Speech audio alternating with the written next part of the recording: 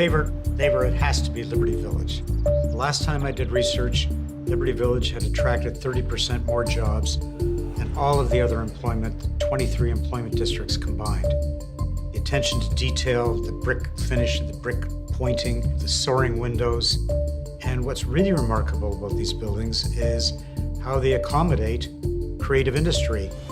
100 years ago, these buildings were state-of-the-art buildings, except people were working on looms and spinning machines, and now they're working on computers and writing algorithms and writing code. But it's the same kind of creative thinking. I'm going to say where I live. I live at Yonge and St. Clair. It's like a village. I can park my car on Friday night, go everywhere I want walking, not have to get the car out of the garage. I don't think that's unique to Yonge and St. Clair. It's unique to me because that's where I live, but I think Toronto has got a lot of neighborhoods like that that are like villages within a municipality.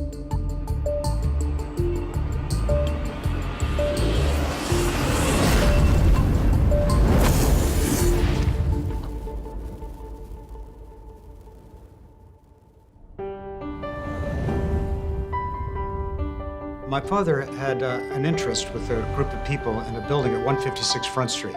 6-story building, 116,000 square feet, and the tenant was up for renewal. They were paying 50 cents a square foot, and the owners wanted 75 cents a foot, and the tenant said, no, that's too much, we're moving to the suburbs. They were a warehousing company, Howell Warehousing. The building was a sound building, but times had changed. Warehousing companies didn't want to be on multiple floors with poor shipping. So we looked for other uses and came up with the conclusion that to put other industrial uses in it, you might as well take it to a higher use, which was basically a quasi-office type use. We started off thinking that it'd be okay for showroom space. We thought we'd get $3 a foot. People came to us and wanted a little bit more refined space, and we kept on upgrading. So we put in air conditioning. We still had operable windows and the high ceilings. Michael was going to do the leasing. I was going to do the construction. But it turned out that he had more aptitude for construction than I had, even though he had no experience and I had been doing it for 10 years. And so he kept on pushing me aside in the construction. Is that accurate to say, do you think? And I guess that from your perspective it was. I didn't know I was doing it. Well, you didn't do it on purpose. You were just better at it than I was. So we looked at each other and we may have a business here. And that was the beginning of York Heritage.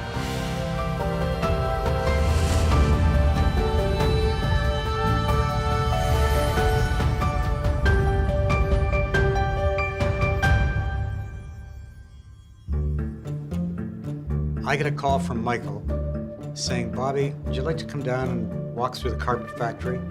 I said, I know the carpet factory. He said, no, look at it through a developer's eyes. I come down, we spend about an hour and a quarter walking through. And he said, well, what do you think? I said, I think if we don't buy this building, we should just hang up our boots and go play golf, because this is the kind of thing we've been looking for an entire career. You weren't playing golf then? No, that's true. I was playing tennis then. Bobby's the idea guy who gets us started. I'm kind of like the guy with the pail and shovel behind the elephants. That was true at the very beginning. So my doer Scott friend here, if you look around this building and see what creative changes have been made here in the last 10 years, I would say 90% of them were his.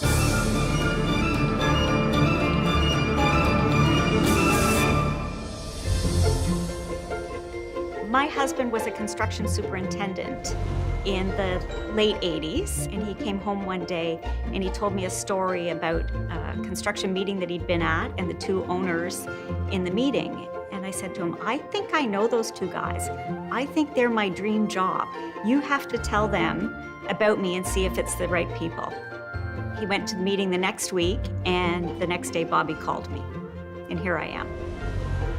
We had bought a building in Liberty Village, not quite next door, but fairly close.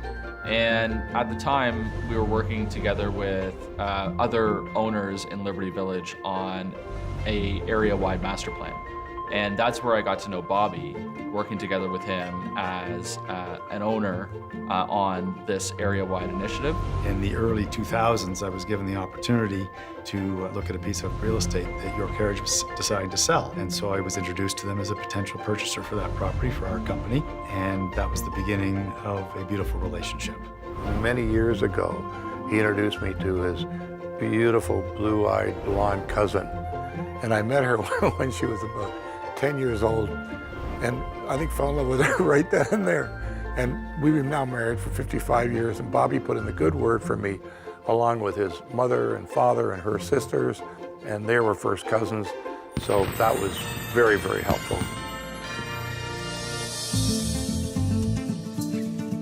Bobby's brought technology to the Toronto Carpet Factory in a very big way, and I think that really changed our ability to attract tenants. He's not just in real estate, he's a published author, he's a philanthropist, he's an environmentalist. If you talk to Bobby about anything, you're going to get a very true answer, something that he's thought about. You may not agree with it, but it's coming from his heart. With Michael, I would say he's very hardworking, very humble.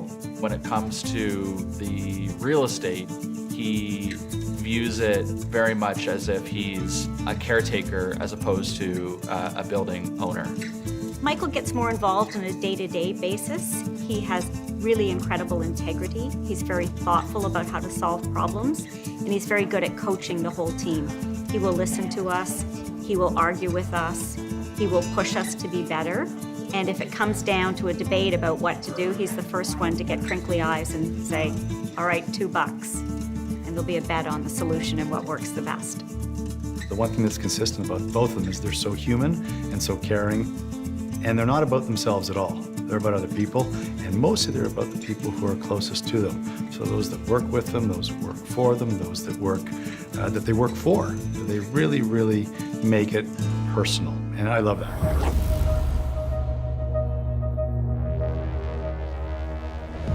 There's something that people don't realize about brick and beam buildings. It's not just the brick and the beams, and it's not just the exposed wood.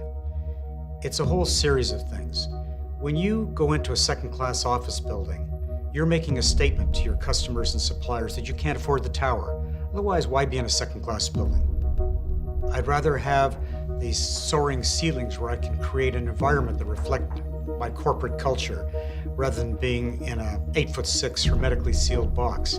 Here, the windows are operable, and you're dealing directly with the owner of the building rather than some anonymous third-party property manager. This building was the exemplar of that. We started in this building, we compared ourselves to the major towers. The major towers are now looking at these buildings for direction on what they should be. What I love is arguing with the architects and engineers.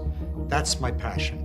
Michael and I will have an idea for what can be done in a building, and then the architects will say, well, I hear where you're coming from, but here's a better way. Most building owners, they're starting to get it now, but where Michael and I think, have been really ahead of the curve is that we've always understood right from the beginning, maybe because we were brokers in industrial real estate, that it's not the buildings that are the core of our business. It's the people who inhabit our buildings. What's really amazing to see is how many tenants there are that have been here for, 5, 10, 15 years and have grown from, 350 square feet in the Toronto Carpet Factory to maybe taking 20, 30,000 square feet here or elsewhere in the city in their portfolios. I gotta meet with this person. They've taught us all to be patient and think through the possible solutions to a problem and to work it through, and to always remember that it's the tenants who matter the most. We're not actually supposed to call them tenants, we're supposed to call them customers and businesses. And they make us think about the fact that when someone arrives at any building, they're arriving at our customer's front door.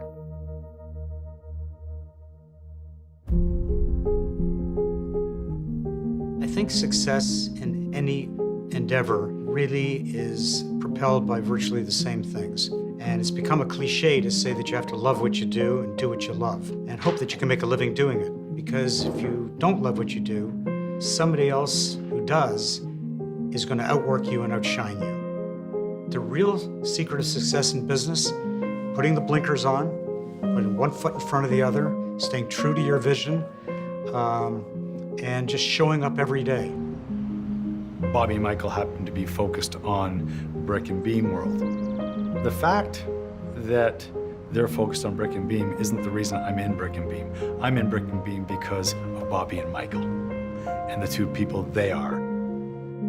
I could have gone out and bought brick and beam real estate ourselves. We could have looked for other opportunities for partnering, but that's really not the heart of it. The heart of being in this business is because I'm in business with Bobby and Michael, and we happen to be in the brick and beam business together. I've learned from Bobby that there's never a secret agenda, that Bobby is what he is. And he's also a team player. Like, he's always had excellent partners that he really respects and works well with.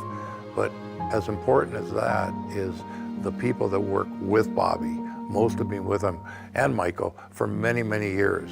They've both taught me different things. First and foremost is the way that they treat their tenants and their portfolio. They continue to be focused day in and day out in making sure the Carpet Factory is the best possible brick and beam office complex in the city. I take a lot from that. Everything we do as a team, and I don't think anybody sees Bobby and Michael as anything but supportive team members.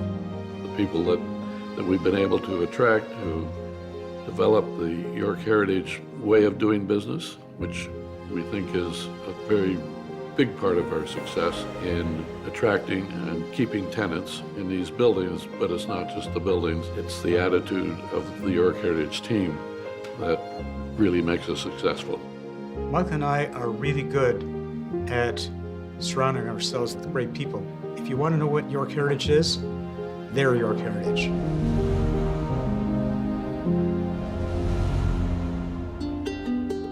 I've been incredibly lucky. I was born before the baby boom. In case you don't know what that means, it means that there were a lot of opportunities that we had because there were so few people our age that people now don't have. I was born in a loving, stable home where there was a set of values and support and resources that freed me up to do virtually anything I wanted to do, gave me the confidence to just strike out. Born in Toronto, a city that's whose growth has accommodated our growth, where prices have risen. As they've risen, they've covered up all our mistakes. And born in Canada, a country where the love of the land and its welcome to people from all over the world are like made to measure for the likes of me. So I tend to think more about what I've been given than what I'm giving. If I had to come up with a legacy, honestly, I think if the people who knew me are by and large glad that they did, that's a pretty good legacy. Bobby and Michael, congratulations on winning the NAIOP Icon Award. It's so well deserved, particularly since you were so pioneering in your development of these brick and beam buildings at a time when everyone wanted to knock them down for parking lots. Bobby, Michael, I feel so fortunate to have been doing business with you for over a decade now. I look back at that time and I've learned so many lessons from both of you that I cherish every one of those lessons. And I'm reminded when I look at the two of you of the real estate saying 1 + 1 can equal 3. There's no more true example of that than when I look at the two of you, 1 + 1 really does equal 3. Both of you should be extremely proud of the accomplishments that you've done with these beautiful buildings that you've designed. Liberty Village, Downtown Church, Bond Street.